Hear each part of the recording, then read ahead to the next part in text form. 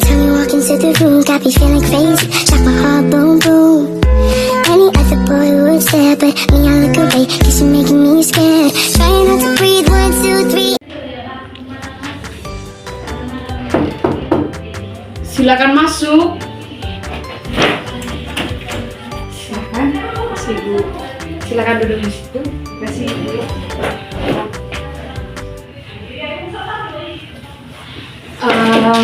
Dengan kakak siapa? Saya Tika, Ibu. Oh ya. Saya bisa panggil kakak atau lebih baik mana, kakak atau mbak? Kakak saja, Ibu. Oh ya, baik kakak Tika. Oke, baik. Kakak Tika tadi datang dari mana? Dari Kosta, Ibu. Di dekat SD Tenda itu. Oh, jauh juga ya. Tadi datangnya dengan motor atau? Jalan kaki, Ibu. Wow, sambil kakak dulu ya. Oh iya, Ibu. Terus jadi. Minum. Makasih, Ibu. Sambil, Ibu.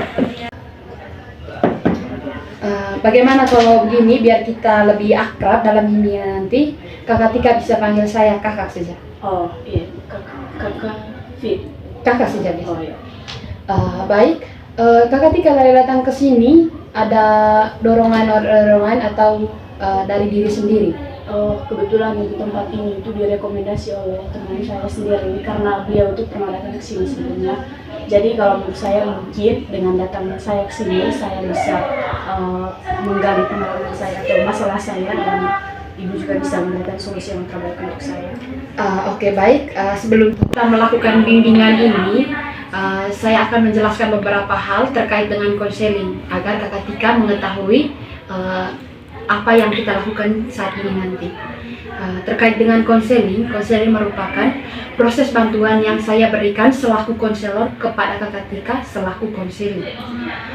Bukan hanya berkaitan dengan pengertian, tetapi konseling juga memiliki tujuan, yaitu membantu menyelesaikan masalah yang dihadapi oleh kakak Tika. Saya akan berusaha memberikan solusi semampu saya dan juga memberikan bantuan terkait dengan masalah yang dihadapi oleh kakak Tika. Dari solusi ini nanti supaya kakak Tika lebih fresh dalam menjalankan kehidupan sehari-hari dan juga tidak dijerat oleh masalah yang dihadapi oleh kakak Tika. Bukan hanya berkaitan dengan pengertian juga tujuan, tetapi konseling juga memiliki fungsi di mana pemahaman atas masalah. Dengan ini nanti kakak Tika lebih memahami apa yang dirasakan oleh kakak Tika atau masalah yang dihadapi oleh kakak Tika. Ada juga beberapa asas yang perlu diperhatikan dalam melakukan bimbingan kita pada hari ini. Yang inti itu asas kerahasiaan. Di sini saya akan betul-betul menjaga data atau informasi masalah yang dihadapi oleh kakak Tika, di mana saya tidak akan membocorkan kepada siapapun. Saya betul-betul menjaga rahasia atau masalah yang dihadapi oleh kakak Tika. Baik, apakah kakak Tika tidak keberatan untuk menceritakan masalahnya kepada saya? Sama sekali tidak keberatan. Oke, baik, terima kasih. Baik kakak Tika, yang perlu diperhatikan juga terkait dengan kontrak waktu, di mana pada bimbingan saat ini kita akan melakukan kontrak waktu yaitu 20 menit. Jadi kalau misalkan kakak Tika merasa masalahnya tidak terselesaikan pada saat ini, kakak Tika bisa langsung datang ke saya atau hubungi saya untuk melakukan pertemuan selanjutnya. Kalau untuk pertemuan pada hari ini kita akan membutuhkan waktu 20 menit. Apakah kakak Tika paham? Paham. Dengan bimbingan ini juga nanti kakak Tika akan mencari pribadi yang lebih bertanggung jawab, juga menjadi pribadi yang tidak bergantung kepada orang lain atau dapat memecahkan masalahnya sendiri. Di dalam bimbingan juga kakak Tika, konselor mempunyai janji. Apakah kakak Tika bersedia mendengarkan janji saya? Ya, saya bersedia. Saya selaku konselor akan berjanji akan menjaga atau merahasiakan segala informasi atau data yang diberikan kakak Tika kepada saya. Saya berjanji tidak akan membocorkannya kepada orang lain. Baik, Kakak Tika tadi datang ke sini tentu ada masalah yang dihadapi dalam diri Kakak Tika. Apa masalah yang dihadapi oleh Kakak Tika sebenarnya? Baik Ibu, terima kasih. Saya kan Ibu seorang mahasiswa. Nah, kalau saya sekarang itu semester 5. Nah, kalau bicara tentang soal mahasiswa itu kan ada biaya administrasi. Nah, kalau misalkan bicara tentang kuliah juga Ibu, ada keluarga-keluarga tertentu yang mampu dan ada keluarga-keluarga yang tidak mampu. Dan saya, di keluarga saya itulah salah satu keluarga yang mungkin kurang mampu untuk menyekolahkan anak terlihat di perguruan tinggi. Jadi masalah yang saya hadapi sekarang itu terhambatnya keuangan medis yang diberikan oleh pemerintah saya. Oke, baik. Terhambatnya keuangan medis dalam perkuliahan Kakak Tika. Dari masalah ini, apa yang dirasakan oleh Kakak Tika? Baik, kan pembayaran uang regisnya itu kan Ibu di tribulan kan Ibu. Nah, selama pembayarannya setiap jatuh tempo pembayaran uang regis itu satu hal yang saya pikirkan dalam hidup saya. Itu yang pertama adalah bagaimana apakah uang regis akan berjalan dengan lancar atau tidak. Terus yang kedua itu kalau bicara tentang juga keuangan juga Ibu, saya kembali kepada orang tua saya. Saya kurang punya hak untuk memaksa orang tua saya untuk membayar uang regis saya itu sesegera mungkin.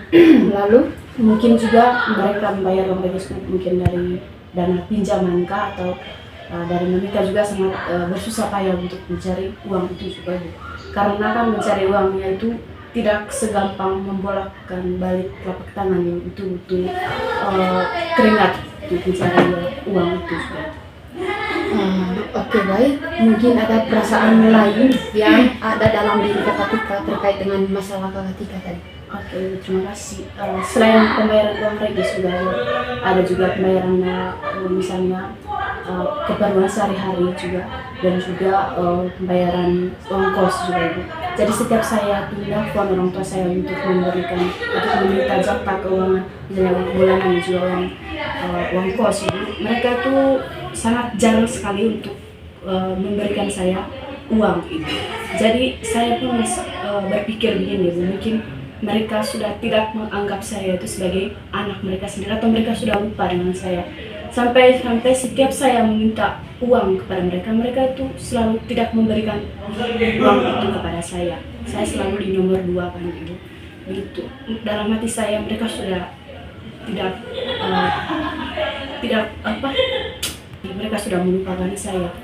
Tapi entahlah Ibu, mereka masih memikirkan saya atau tidak, tetapi proses pengiriman uang itu cukup lama. Oke, baik. Saya juga pernah merasakan apa yang dirasakan oleh Kakak Tika, di mana saya juga dulu kuliah. Untuk uang regisnya juga saya juga sulit susah untuk mendapatkan. Begitu. Pengalaman yang dirasakan oleh Kakak Tika, saya juga saya merasakannya. Apakah di kampus Kakak Tika tidak ada penerimaan KIP atau beasiswa untuk mahasiswa yang kurang mampu? Ada sih, tapi untuk KIP-nya itu kan ada pendaftarannya. Cuman waktu pendaftaran itu ada beberapa kendala yang saya tidak bisa lalui. Jadi saya memutuskan untuk tidak ikut jalur KIP aja. Dan untuk beasiswanya itu kan ada beberapa mahasiswa yang terpilih. Jadi saya tuh bukan termasuk salah satunya. Oke, baik. Kakak Tika juga merasa sedih ya? Iya. Tapi kalau Kakak Tika merasa sedih itu bukan berarti orang tua menomorduakan Kakak Tika. Orang tua peduli, di mana mereka mengirim uang itu walaupun terlambat, tetapi mereka masih peduli. Bukan berarti mereka melupakan Kakak Tika ataupun menomorduakan Kakak Tika. Selain dari perasaan sedih tadi, mungkin Kakak Tika ada perasaan lain yang sangat mendalam di hati Kakak Tika. Iya Ibu, ada rasa kekecewaan dalam hati saya Ibu. Kenapa Kakak Tika kecewa sekali terkait dengan hal ini? Begini, saya merasakan saya kuliahnya itu kan berdasarkan kesepakatan antara kedua orang tua saya dan juga saya. Jadi kalau misalkan mereka menyetujui saya untuk kuliah, berarti mereka bertanggung jawab dong Ibu kalau misalkan saya kuliah. Jadi di sini saya kecewa karena mereka tidak bertanggung jawab atas Perkuliahannya saya merasa kecewa sekali dengan itu semua. Terkait dengan masalah yang diceritakan oleh Kakak Tika tadi, di mana saya juga merasa peduli karena saya pernah merasakan kuliah di mana sangat susah, apalagi sekarang kita dalam perkuliahan itu selalu membutuhkan uang. Sebagai solusi yang dapat saya berikan kepada Kakak Tika, sebaiknya Kakak Tika terus bersabar, tetap belajar dan semangat, jangan pernah pantang menyerah. Di mana Kakak Tika harus terus berusaha untuk menyukseskan diri Kakak Tika. Karena kebanyakan kalau orang terus berusaha, terus belajar dan sukses, di situ dia akan mendapatkan jalan yang terbaik. Kalau Kakak Tika sering belajar, otomatis Kakak Tika nanti akan mendapatkan beasiswa, di mana karena Kakak Tika berprestasi. Karena juga di setiap kampus kalau misalkan mahasiswa berprestasi, pasti mereka akan mendapatkan beasiswa.